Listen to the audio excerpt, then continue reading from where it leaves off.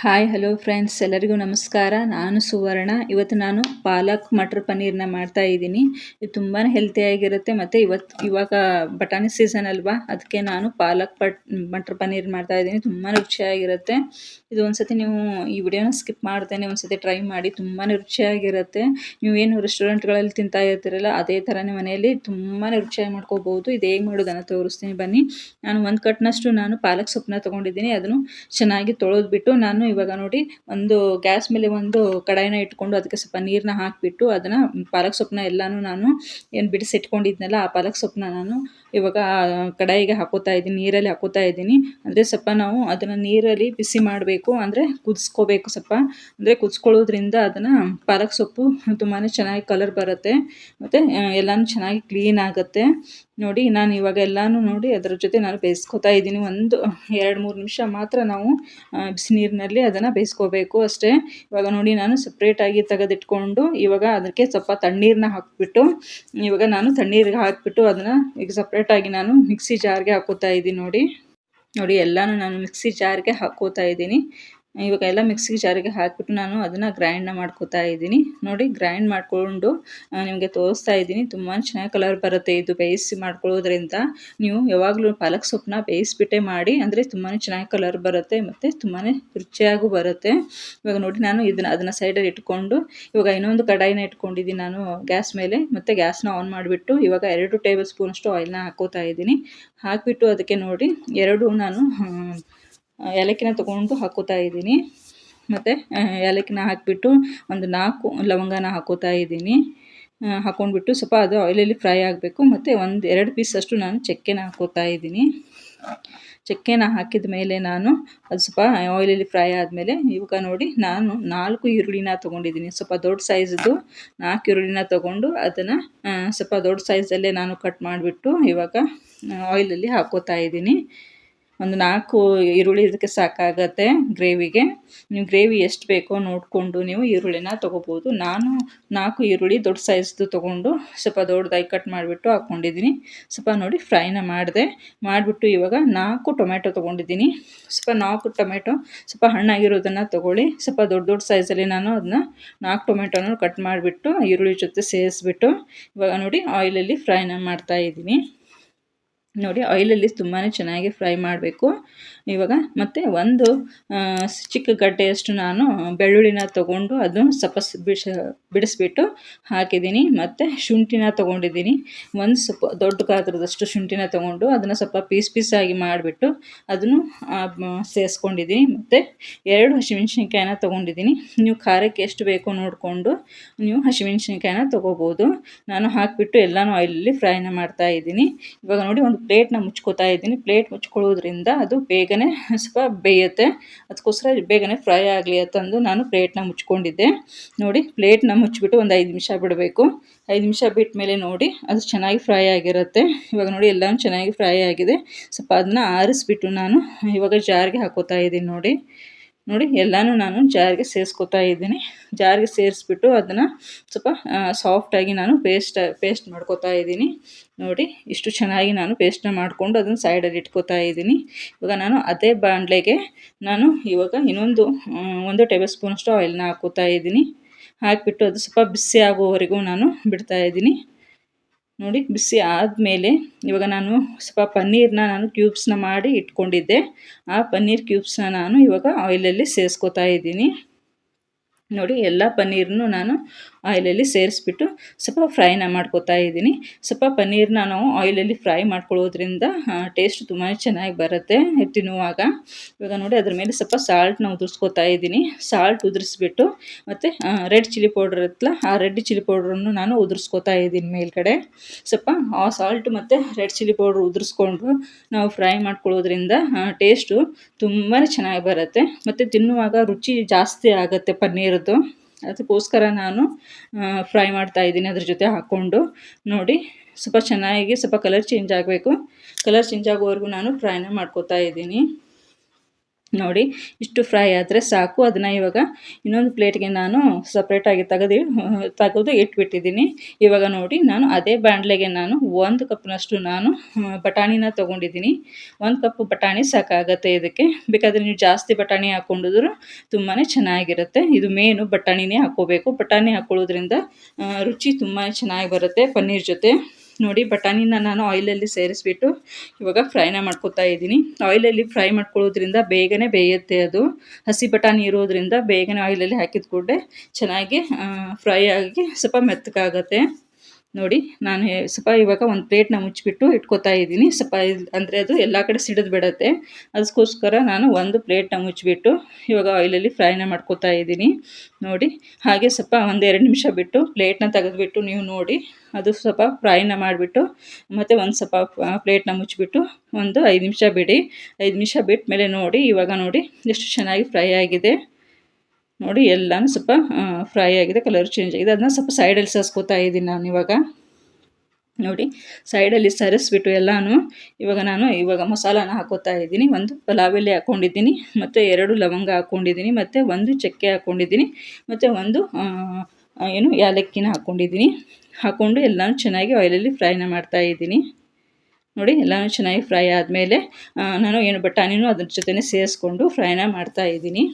ಇವಾಗ ನೋಡಿ ಎಲ್ಲನೂ ಚೆನ್ನಾಗಿ ಫ್ರೈನ ಮಾಡಿದಾಗಿದೆ.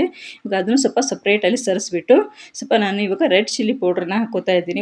2 ಟೇಬಲ್ ಸ್ಪೂನಷ್ಟು ನಾನು ರೆಡ್ ಚಿಲ್ಲಿ ಪೌಡ್ರನ್ನ ಹಾಕೋತಾ ಇದ್ದೀನಿ. ಖಾರಕ್ಕೆ ಎಷ್ಟು ಬೇಕೋ ನೋಡಿಕೊಂಡು ರೆಡ್ ಚಿಲ್ಲಿ ಪೌಡ್ರನ್ನ ಹಾಕೋಬೋದು. ನೋಡಿ ಹಾಕಿಬಿಟ್ಟು ಅದನ್ನು ಸ್ವಲ್ಪ ಆಯಿಲಲ್ಲಿ ಫ್ರೈ ಮಾಡಿಬಿಟ್ಟು ನಾನು ಬಟಾಣಿ ಜೊತೆ ಅದನ್ನು ಸೇರಿಸ್ಕೊಂಡು ಮತ್ತೆ ಫ್ರೈ ಮಾಡ್ತಾಯಿದ್ದೀನಿ. ಫ್ರೈ ಮಾಡಿಬಿಟ್ಟು ಇವಾಗ ನಾನು ಮಸಾಲ ರುಬ್ಬಿಟ್ಕೊಂಡಿದ್ನಲ್ಲ, ಟೊಮೆಟೊ ಮತ್ತು ಈರುಳ್ಳಿದ್ದು ನಾನು ಮಸಾಲ ರುಬ್ಬಿ ಇಟ್ಕೊಂಡಿದ್ನಲ್ಲ ಆ ಮಸಾಲಾನ ನಾನು ಇದಕ್ಕೆ ಇವಾಗ ಸೇರಿಸ್ಕೊತಾ ಇದ್ದೀನಿ. ನೋಡಿ ಎಲ್ಲ ಮಸಾಲನ ನಾನು ಇದಕ್ಕೆ ಸೇರಿಸ್ಬಿಟ್ಟು ಚೆನ್ನಾಗಿ ಮಿಕ್ಸ್ ಮಾಡ್ತಾಯಿದ್ದೀನಿ. ಆಯಿಲಲ್ಲಿ ಬಟಾಣಿ ಜೊತೆ ಚೆನ್ನಾಗಿ ಮಿಕ್ಸ್ ಆಗಬೇಕದು. ನೋಡಿ ಸ್ವಲ್ಪ ಮಿಕ್ಸ್ ಆಗಬೇಕು. ನಾವು ಅದನ್ನು ಹುರಿದ್ಬಿಟ್ಟು ನಾನು ಪೇಸ್ಟ್ನ ಮಾಡ್ಕೊಂಡಿದ್ರಿಂದ ಇವಾಗ ಅಷ್ಟೇನು ಜಾಸ್ತಿ ನಾವು ಹುರಿಯೋದು ಬೇಕಾಗಿಲ್ಲ. ಅದನ್ನು ಜಾಸ್ತಿ ಫ್ರೈ ಮಾಡೋದು ಬೇಕಾಗಿಲ್ಲ. ಸ್ವಲ್ಪ ಮಿಕ್ಸ್ ಮಾಡಿಬಿಟ್ಟು ಸ್ವಲ್ಪ ಫ್ರೈ ಮಾಡಿದ್ರೆ ಸಾಕಾಗತ್ತೆ. ಅದು ಮೊದಲೇ ಎಲ್ಲ ಹಸಿ ವಾಸನೆ ಹೋಗಿರುತ್ತೆ. ಇವಾಗ ಇನ್ನೊಂದು ಸ್ವಲ್ಪ ನಾವು ಫ್ರೈ ಮಾಡ್ಕೊಳ್ಳೋದ್ರಿಂದ ಗ್ರೇವಿ ಇನ್ನೂ ಸ್ವಲ್ಪ ಚೆನ್ನಾಗಿ ಬರುತ್ತೆ. ನೋಡಿ ಸ್ವಲ್ಪ ಆಯಿಲಲ್ಲಿ ನಾನು ಫ್ರೈನ ಮಾಡ್ತಾಯಿದ್ದೀನಿ. ನೋಡಿ ನೀವೇ ನೋಡ್ತಾ ಇರ್ಬೋದು ಎಷ್ಟು ಚೆನ್ನಾಗಿ ಗ್ರೇವಿ ಬಂದಿದೆ ಅಂತ. ಇವಾಗ ನೋಡಿ ನಾನು 2 ಸ್ಪೂನಷ್ಟು ನಾನು ಕೊರಿಯಾಂಡರ್ ಪೌಡ್ರನ್ನ ಹಾಕೋತಾ ಇದ್ದೀನಿ. 2 ಸ್ಪೂನು ಕೊರಿಯಾಂಡರ್ ಪೌಡ್ರು ಈ ಮಸಾಲೆಗೆ ಸಾಕಾಗುತ್ತೆ ಇಷ್ಟು ಗ್ರೇವಿಗೆ. ಮತ್ತು 1 ಸ್ಪೂನಷ್ಟು ನಾನು ಜೀರಿಗೆ ಪೌಡ್ರನ್ನ ಹಾಕೋತಾ ಇದ್ದೀನಿ. ಹಾಕಿಬಿಟ್ಟು ಎಲ್ಲನೂ ಅದ್ರ ಜೊತೆ ಮಿಕ್ಸ್ನ ಮಾಡ್ಕೋತಾ ಇದ್ದೀನಿ. ನೋಡಿ ಚೆನ್ನಾಗಿ ಮಿಕ್ಸ್ ಮಾಡ್ಕೋಬೇಕು. ಮತ್ತು ಇವಾಗ ನಾನು 1 ಸ್ಪೂನಷ್ಟು ನಾನು ಸಾಲ್ಟ್ನ ಹಾಕೋತಾ ಇದ್ದೀನಿ. ಸಾಲ್ಟ್ನ ನೋಡಿಬಿಟ್ಟು ಹಾಕ್ಕೊಳ್ಳಿ. ರುಚಿಗೆ ಟೇಸ್ಟ್ ನೋಡಿಬಿಟ್ಟು ನೀವು ಸಾಲ್ಟ್ನ ಹಾಕೋಬೋದು. ಇವಾಗ ನಾನು 1 ಸ್ಪೂನಷ್ಟು ಸಾಲ್ಟ್ನ ಹಾಕಿಬಿಟ್ಟು ಚೆನ್ನಾಗಿ ಮಿಕ್ಸ್ನ ಮಾಡ್ಕೋತಾ ಇದ್ದೀನಿ. ಇಷ್ಟು ಮಿಕ್ಸ್ ಮಾಡಿಕೊಂಡ್ರೆ ಸಾಕಾಗತ್ತೆ. ಮತ್ತು ಇವಾಗ ಎಲ್ಲ ಮಿಕ್ಸ್ ಮಾಡಿದ ಮೇಲೆ ನಾನು ಪಾಲಕ್ ಸೊಪ್ಪನ್ನ ಪ್ಯೂರಿ ಮಾಡಿ ಇಟ್ಕೊಂಡಿದ್ನಲ್ಲ ಆ ಪಾಲಕ್ ಸೊಪ್ಪಿನ ಪ್ಯೂರಿನ ಹಾಕೋತಾ ಇದ್ದೀನಿ. ಹಾಕಿಬಿಟ್ಟು ಅದ್ರ ಜೊತೆ ನಾನು ಚೆನ್ನಾಗಿ ಮಿಕ್ಸ್ನ ಮಾಡ್ತಾಯಿದ್ದೀನಿ. ನೋಡಿ ಎಲ್ಲನೂ ಪಾಲಕ್ ಸೊಪ್ಪಿನ ಪ್ಯೂರಿ ಅದ್ರ ಜೊತೆ ಕೂಡ್ಕೋಬೇಕು. ಅಷ್ಟು ಚೆನ್ನಾಗಿ ನಾವು ಮಿಕ್ಸ್ನ ಮಾಡಬೇಕು. ನೋಡಿ ಎಲ್ಲನೂ ಚೆನ್ನಾಗಿ ನಾನು ಮಿಕ್ಸ್ನ ಮಾಡಿದ್ದೀನಿ.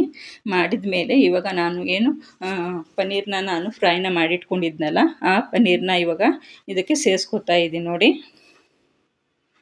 ಎಲ್ಲನೂ ಸೇರಿಸ್ಬಿಟ್ಟು ಇವಾಗ ಅದ್ರ ಜೊತೆ ನಾನು ಮಿಕ್ಸ್ನ ಮಾಡ್ಕೋತಾ ಇದ್ದೀನಿ. ತುಂಬಾ ಚೆನ್ನಾಗಿ ಮಿಕ್ಸ್ ಮಾಡ್ಕೊಳ್ಬೇಕು. ನೋಡಿ ಎಲ್ಲನೂ ಪನ್ನೀರ್ ಜೊತೆ ಅದು ಕೂಡ್ಕೊಳ್ಳೋವರೆಗೂ ನಾವು ಚೆನ್ನಾಗಿ ಮಿಕ್ಸ್ನ ಮಾಡ್ತಾನೇ ಇರಬೇಕು. ನೋಡಿ ಸ್ವಲ್ಪ ಕುದೀತಾ ಇದೆ ಅದು. ಇವಾಗ ನಾನು ನೀರನ್ನ ಹಾಕೋತಾ ಇದ್ದೀನಿ. ಅದೇನು ಜಾರಲ್ಲಿ ಮಸಾಲ ಉಳಿದಿರುತ್ತಲ್ಲ ಆ ಮಸಾಲಾಗೆ ನಾನು ಸ್ವಲ್ಪ 1 ಗ್ಲಾಸ್ನಷ್ಟು ನೀರನ್ನ ಹಾಕಿಬಿಟ್ಟು ಅದನ್ನೇ ಇವಾಗ ಇದಕ್ಕೆ ಸೇರಿಸ್ಕೋತಾ ಇದ್ದೀನಿ. ನೀರು ನೋಡಿಕೊಂಡು ಹಾಕ್ಕೊಳ್ಳಿ. ಗ್ರೇವಿ ಎಷ್ಟು ತಿಕ್ಕಾಗಿದ್ದರೆ ತಿಕ್ಕಬೇಕಂದ್ರೆ ನೀವು ಸ್ವಲ್ಪ ನೀರನ್ನ ಕಡಿಮೆ ಹಾಕ್ಕೊಳ್ಳಿ. ಸ್ವಲ್ಪ ತಿಳುಬೇಕಂದ್ರೆ ಸ್ವಲ್ಪ ನೀರನ್ನ ಜಾಸ್ತಿ ಹಾಕೋಬೋದು. ಇದು ಸ್ವಲ್ಪ ತಿಕ್ಕಾಗಿದ್ರೇ ಚೆನ್ನಾಗಿರುತ್ತೆ. ನಾನು 1 ಗ್ಲಾಸ್ನಷ್ಟು ನೀರನ್ನ ಹಾಕ್ಕೊಂಡಿದ್ದೀನಿ. ಹಾಕಿಬಿಟ್ಟು ಇವಾಗ ಅದನ್ನು ಸ್ವಲ್ಪ ಚೆನ್ನಾಗಿ ಕುದಿಸ್ಕೋತಾ ಇದ್ದೀನಿ. ಇವಾಗ ನೋಡಿ ಲಾಸ್ಟಲ್ಲಿ ಗರಂ ಮಸಾಲ ಹಾಕೋತಾ ಇದ್ದೀನಿ. 1 ಸ್ಪೂನಷ್ಟು ಗರಂ ಮಸಾಲ ಸಾಕಾಗತ್ತೆ. ಹಾಕಿಬಿಟ್ಟು ನಾನು ಚೆನ್ನಾಗಿ ಮಿಕ್ಸ್ನ ಮಾಡ್ಕೋತಾ ಇದ್ದೀನಿ. ನೋಡಿ ಚೆನ್ನಾಗಿ ಗರಂ ಮಸಾಲ ಅದ್ರ ಜೊತೆ ಕೂಡ್ಕೋಬೇಕು. ಗರಂ ಮಸಾಲ ಹಾಕೊಳ್ಳೋದ್ರಿಂದ ಟೇಸ್ಟ್ ಚೆನ್ನಾಗಿರುತ್ತೆ ಮತ್ತು ಫ್ಲೇವರ್ ಚೆನ್ನಾಗಿರುತ್ತೆ. ನೋಡಿ ತುಂಬಾ ಚೆನ್ನಾಗಿ ರುಚಿ ಕೊಡುತ್ತೆ ಗರಂ ಮಸಾಲ ಹಾಕೊಳ್ಳೋದ್ರಿಂದ. ನೋಡಿ ನಾನು ಎಲ್ಲನೂ ಚೆನ್ನಾಗಿ ಮಿಕ್ಸ್ ಮಾಡಿಬಿಟ್ಟು ಇವಾಗ ಕುದಿಸ್ಕೊತಾ ಇದ್ದೀನಿ. ಸ್ವಲ್ಪ ಕುದಿಬೇಕದು. ಇವಾಗ 1 ಸ್ಪೂನಷ್ಟು ನಾನು ಸಕ್ಕರೆನ ಹಾಕ್ಕೊಂಡಿದ್ದೀನಿ. ಸಕ್ಕರೆ ಹಾಕೊಳ್ಳೋದ್ರಿಂದ ತುಂಬಾ ಟೇಸ್ಟ್ ಚೆನ್ನಾಗಿರುತ್ತೆ ಗ್ರೇವಿದು. ಅಷ್ಟು ರುಚಿಯಾಗಿರುತ್ತೆ ಇದು ಪಾಲಕ್ ಮಟರ್ ಪನ್ನೀರು. ಸಕ್ಕರೆ ಹಾಕೊಳ್ಳೋದ್ರಿಂದ ತುಂಬಾ ಟೇಸ್ಟ್ ಕೊಡುತ್ತೆ. ಇವಾಗ ನೋಡಿ ಲಾಸ್ಟಲ್ಲಿ ನಾನು ಕಸೂರಿ ಮೇಥಿನ ಹಾಕೋತಾ ಇದ್ದೀನಿ. ಕಸೂರಿ ಮೇಥಿ ಹಾಕೊಳ್ಳೋದ್ರಿಂದ ಅದು ತುಂಬಾ ರುಚಿ ಚೆನ್ನಾಗಿರುತ್ತೆ. ಕಸೂರಿ ಮೇಥಿ ಹಾಕ್ಕೊಳ್ಳೇಬೇಕು, ಅಂದರೆ ಇನ್ನೂ ಚೆನ್ನಾಗಿ ಬರುತ್ತೆ. ನೋಡಿ ನಾನು ಕಸೂರಿ ಮೇಥಿನ ಕೈಯಲ್ಲೇ ಸ್ವಲ್ಪ ಪೌಡ್ರನ್ನ ಮಾಡಿಬಿಟ್ಟು ಮೇಲ್ಗಡೆ ಉದುರಿಸ್ಕೊತಾ ಇದ್ದೀನಿ. ನೋಡಿ ಇವಾಗ ನೋಡಿ ಮೇಲ್ಗಡೆ ಎಲ್ಲನೂ ಹಾಕಿಬಿಟ್ಟು ಇವಾಗ ಅದನ್ನು ಮಿಕ್ಸ್ನ ಮಾಡ್ಕೋತಾ ಇದ್ದೀನಿ. ನೋಡಿ ಕಸೂರಿ ಮೇಥಿ ಹಾಕಿದ ಮೇಲೆ ನಾವು ಚೆನ್ನಾಗಿ ಮಿಕ್ಸ್ ಮಾಡ್ಕೋಬೇಕು. ನೋಡಿ ಇವಾಗ ಎಲ್ಲನೂ ಮಿಕ್ಸ್ ಮಾಡ್ಕೋತಾ ಇದ್ದೀನಿ ಮತ್ತು ಗ್ರೇವಿನೂ ಗಟ್ಟಿ ಆಗ್ತಾ ಬರ್ತಾ ಇದೆ. ನೋಡಿ ನೀವೇ ನೋಡ್ತಾ ಇರ್ಬೋದು ವಿಡಿಯೋದಲ್ಲಿ. ಎಲ್ಲನೂ ಮಿಕ್ಸ್ನ ಮಾಡಿಬಿಟ್ಟು ನಾನು ಚೆನ್ನಾಗಿ ಇವಾಗ ಮಿಕ್ಸ್ ಆಗಿದೆ ಮತ್ತು ಕುದಿನೂ ಬರ್ತಾ ಇದೆ. ಲಾಸ್ಟಲ್ಲಿ ಇವಾಗ ಏನು ನಾವು ಕೆನೆನ ಹಾಕ್ಕೋತಾ ಇದ್ದೀನಿ.